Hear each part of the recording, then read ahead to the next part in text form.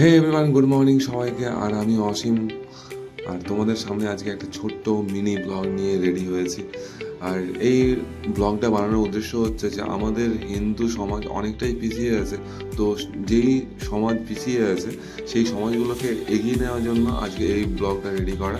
কারণ যে আমরা একটা এমন উদ্দেশ্যে বেরিয়েছিলাম, সেটা হচ্ছে হিন্দু জাগরণ মঞ্চের একটা বড় উদ্দেশ্য ছিল আমাদেরকে। সেখানে যাওয়ার উদ্দেশ্য ছিল সেখানকার ভাষা বোঝাবার আর বুঝানোর, নিজে বুঝবার অনেক উদ্দেশ্য ছিল আমাদের।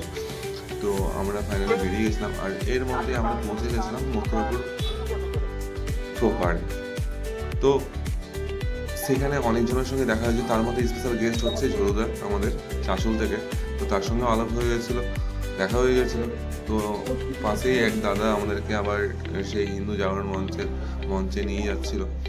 তো সত্যি ফাইনালি একটা কথা বলি যে এই জাগরণ মঞ্চে প্রবেশ করার পর নিজেকে না একটা শান্তির ফিল মনে হচ্ছিল, যে আমি একটা কোনো আশ্রম বা মন্দিরে চলে এসেছি, সেরকম একটা কারণ যে হিন্দু রক্তে আছে। তো ভাই, হিন্দুর জায়গাতে আসলে হিন্দু ফিল করবোই, আর হিন্দু শান্তিতে থাকবে, এটাই প্রেরণা করব যে প্রতিটা হিন্দু যেন শান্তিতে থাকে, আর প্রতিটা হিন্দু যেন নিজের ভরসায় থাকে, কারো ভরসায় যেন না চলে। তো সেখানে অনেক দাদারা প্রেজেন্ট ছিল, আর এর মধ্যে আমার তাপ্পুদা সবাইকে আলাপ করে দিচ্ছিল এই দাদার কাছে। এই দাদাকে আমি ঠিক একটা চিনি না, কিন্তু সবাই চেনে, তো আমাকেও চিনতে হবে, সেরকম একটা ব্যাপার ছিল। তো দাদার সঙ্গে আলোচনা আর আলাপ করে খুব ভালো লেগেছিল।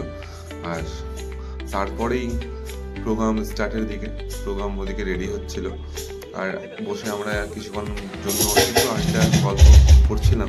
সেই হিন্দু সমাজের ব্যাপারেই আলোচনা করছিলাম, অন্য এখানে কোনো ব্যাপারে আলোচনা হয় না যদিও। তো তারপরে আমাদের স্টেজ শো পারফরমেন্স শুরু হয়ে যাওয়ার দিকে প্রায়। আর সব থেকে বড় কথা হচ্ছে যে আমরা হিন্দু ছেলে বিভিন্ন বর্গ থেকে আগত যে সমস্ত কার্য ফাইনালি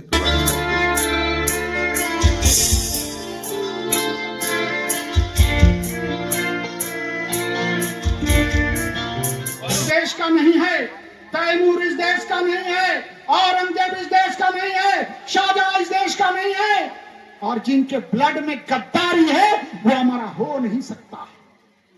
इसलिए सनातनी पीड़ा को, हिंदू दर्शन को, हिंदू चिंतन के लिए आगे आइए। तो हम सब एक प्रतिज्ञित कार्यकर्ता होने के नाते, क्योंकि हिंदू जागरण मंच हिंदू समाज का संरक्षण और संवर्धन करने के लिए ये सम्मेलन का आयोजन किया है। हम रोने धोने के लिए नहीं आए हैं, हम कोई पॉलिटिकल आश्वासन देने के लिए नहीं आए हैं, हम कोई नाली साफ और नाला साफ करने का एजेंडा लेके नहीं आए हैं। हमारा एक ही एजेंडा है, वो है हिंदू एजेंडा। हिंदू समाज को सुरक्षा प्रदान करने का गारंटर हम सबको बनना ही पड़ेगा है। আমাদের হিন্দুদের কি নিয়ম বলছে, আমাদের হিন্দুদের কি বলে, हम दो हमारे दो, और ओकरा का बोलता है जितना आवल जाई अल्लाह के फजल से आने दो। वाह भैया, हम दो हमारे दो, और ओकरा जीजा बना करके कुछ लोगों ने अनादिकाल से तो नारा चला दिया, अल्लाह के फजल से जितना आवल जाए आवे दो। और फिर कहता है, फिर क्या कहता है, हम माइनॉरिटी में हैं और हमका मेजॉरिटी। যখন মরে যাবে তখন বলবে আমার ছেলে মেয়েরা বলো হরি হরি বল বললে ভালো হতো। और যতক্ষণ जिंदा ছিল पॉलिटिकल दबाव के कारण होरी और बोल से दूर रहने वाले थे। तो जो होरी और बोल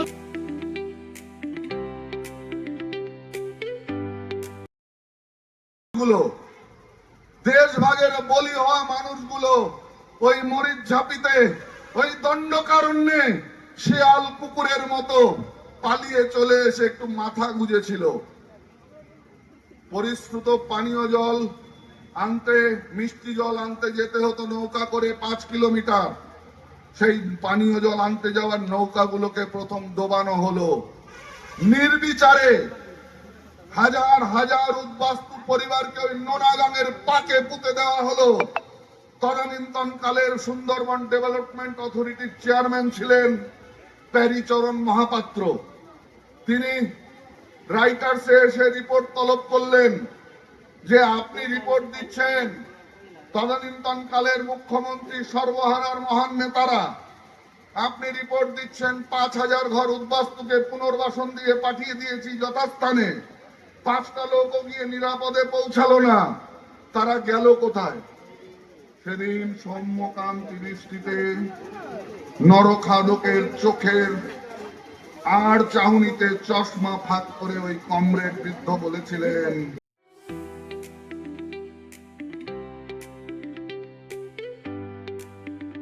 আপনার হ্যাঁ একটু বাইকটা প্লিজ দেন।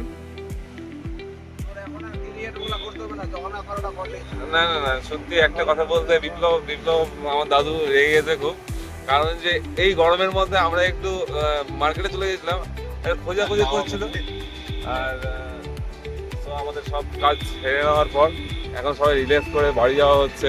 আর এদিকে আমার হচ্ছে হাবুদা আছে, ওদিকে হাবুদা এদিকে হাবুদাও রেগে আছে, বাট আমিও রাহুল ভাই আছে,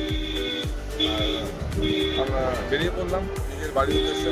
জয় শ্রীরাম, আবার দেখা হবে নেক্সট ব্লগে। তক তক কে লিয়ে বাই বাই।